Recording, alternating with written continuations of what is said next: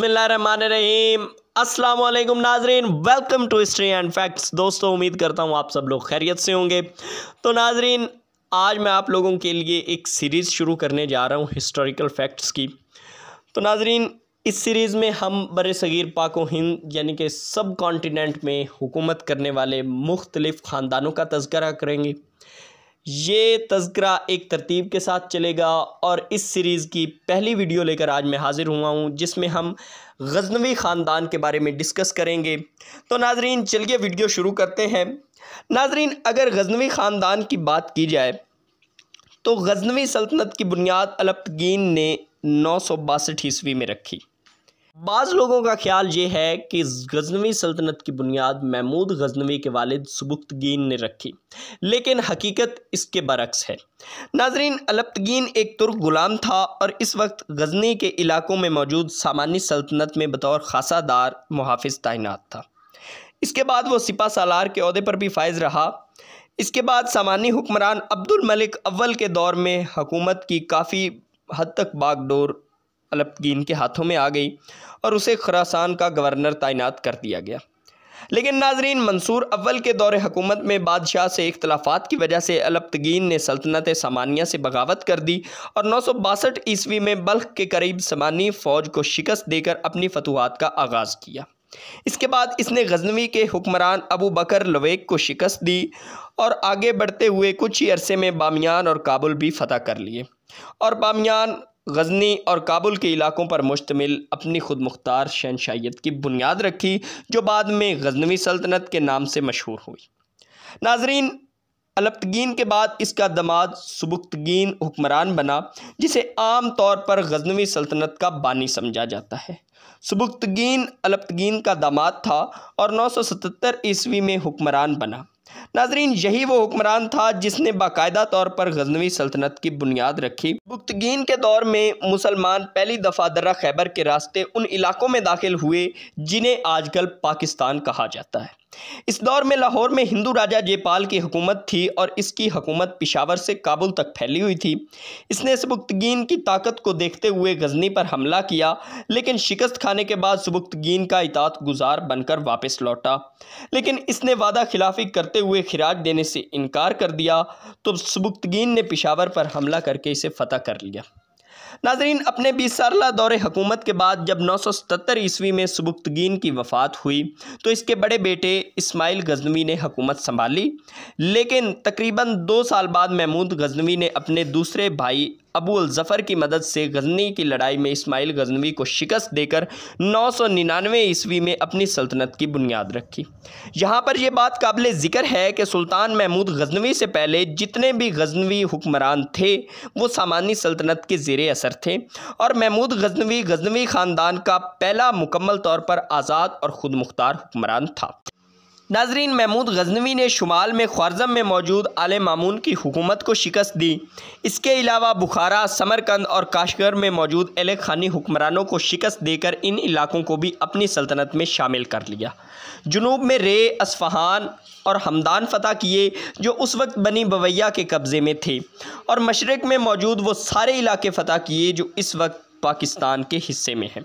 नाजरीन, इसी दौरान महमूद गज़नवी ने सन 1001 में राजा जयपाल को भी शिकस्त दी। महमूद गज़नवी न सिर्फ गज़नवी ख़ानदान बल्कि बर्र-ए-सग़ीर की तारीख़ में बेहतरीन मुसलमान हुक्मरानों में से एक समझा जाता है। इसकी वजह शुहरत में इसके दौर में गज़नवी सल्तनत का उरूज, हिंदुस्तान पर 17 हमले और सोमनाथ की फ़तह है। इनके ये अल्फाज मैं बुत शिकन हूँ, बुत फरोश नहीं, आज भी बर्र-ए-सग़ीर के मुसलमानों में यकसा मकबूल है। नाजरीन, महमूद गज़नवी के बेटे मसूद गज़नवी के दौर में सल्जूकी तुर्कों ने गज़नवी सल्तनत के शुमाली और मगरबी हिस्सों पर कब्ज़ा कर लिया। गज़नवी सल्तनत के दौरे ज़वाल में काबिल ज़िक्र हुक्मरान इब्राहिम गज़नवी था। इसने सल्जूकियों से अच्छे ताल्लुकात कायम किए और दिल्ली तक का तमाम इलाका गज़नवी सल्तनत में शामिल कर लिया। इब्राहिम गज़नवी रात को अक्सर अपनी रियाया की खबरगिरी के लिए गलियों में गश्त करता था। ये महल्लात का शौकीन नहीं था, बल्कि इसने 400 मदारिस, खानकाहें, मुसाफिर खाने, मसाजिद और शाही महल में एक दवाखाना तामीर करवाया जहां मुफ्त इलाज किया जाता था और यहां आँखों के इलाज के लिए माहिर तबीब मौजूद थे। नाजरीन, इब्राहिम गज़नवी का दौरे हुकूमत सन 1059 से लेकर 1099 तक था। नाजरीन, बहराम शाह गजनवी के दौरे हुकूमत में सन 1150 में गजनी शहर पर गौर के एक हुक्मरान अलाउद्दीन गौरी ने कब्ज़ा करके इसे आग लगा दी। इसके बाद बची खुची गजनवी सल्तनत का दारुल हुकूमत लाहौर को बनाया गया और गजनवी सल्तनत के आखिरी हुक्मरान खुसरो मलिक के दौर तक दारुल हुकूमत लाहौर ही रहा। नाजरीन, बादशाह खुसरो मलिक के दौरे हुकूमत में ही शहाबुद्दीन गौरी ने लाहौर पर हमला करके इसे फ़तह कर लिया और यूँ गजनवी सल्तनत का हमेशा के लिए ख़ात्मा हो गया। नाजरीन, आले सुबुक्तगीन की हुकूमत 963 से 1187 तक तकरीबन 200 साल तक कायम रही और ये सल्तनत 13 लाख मुरब्बा मील पर फैली हुई थी। नाजरीन, गजनवी हुकूमत के हुक्मरानों के अहम कामों में से एक काम उनका इल्म अदब से गहरा लगाव था। ख़ास तौर पर महमूद गजनवी के दौरे हुकूमत में अल-बैरूनी और फ़िरदौसी बहुत मशहूर हुए। फ़िरदौसी एक आला दर्जे का शायर था और शाहनामा फ़िरदौसी इसकी बेहतरीन तसनीफ़ थी। नाजरीन, अल-बैरूनी एक साइंसदान था और फ़िज़िक्स, रियाजी, फ़ल्कियात, तारीख़ और जुग्राफ़िया पर इसने बहुत ही उम्दा किताबें लिखीं। इसकी तसानीफ़ आने वाले वक्त में कई नई इजादात का सबब बनी और अल-बैरूनी आज भी साइंसदानों में उसी तरह मकबूल है जितना उस दौर में था। इस दौर में लाहौर में इल्म अदब का एक सुनहरी दौर शुरू हुआ।